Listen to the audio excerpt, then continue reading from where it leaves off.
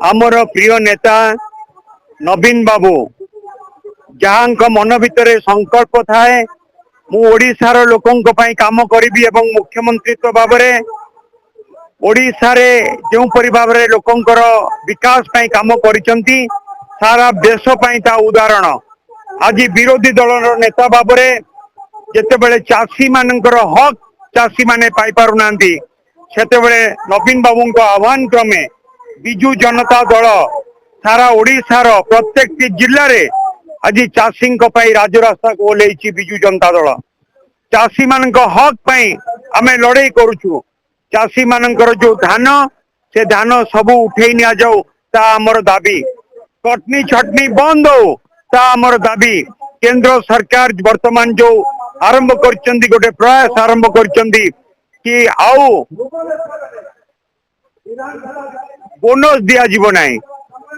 input subsidy दिया जीव नाही राज्य मान को चिठी लिखुचंदी इनपुट सब्सिडी बंद पाई केंद्र सरकार ताकू आमे विरोध करूछु यदि इनपुट सब्सिडी बंद हबो ताले चाषी भाई माने जति उत्पादन करुचंदी तार प्रकृत मूल्य पाई परिबे नाही क्योंकि आज आमर लड़ाई चाषी भाई मानक पई एवं चाषी भाई मानक सुरक्षा हक ता सहित ओडिशा रे महिला मानकर सुरक्षा हक ये होची आजिर दाबी जोथि पई कि जगतसिंहपुर जिला बिजु जनता दल आज जगतसिंहपुर जिला पालक ऑफिस आगे प्रतिवाद सभ्या विक्षोभ करने सहित आज आम मेमोरांडम दबू जिला पालक जरिया रे मान्यवर राज्यपाल को जे पर्यंत चाषी भाई माने तांकर हक पाई नांती ए आंदोलन आगामी दिन में आहरी अधिक रु अधिक तीव्रतर हम मंडी रे चाषी माने धान दे पारु ना 5 केजी रु 10 केजी आज कटनी छटनी होकर पैसा पाई पारु ना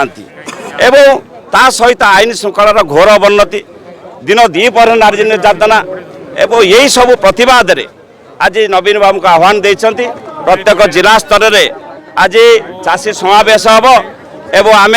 दाबीपत्र जगतसिंहपुर जिला सदर महकुमा कलेक्टर माध्यम महामहिम राज्यपाल पाख पठेबू एवं चाषी आज जागिचंती सजाग होती मोहन सरकार पतन न हवा पर्यंत ये आंदोलन पल्ली दिल्ली पर्यंत चलो आहरी शाणित हम एवं सरकार को बाध्य करा चाषीर हक दवाई ये सरकार बाध्य हम मु अभिनंदन जनाऊँगी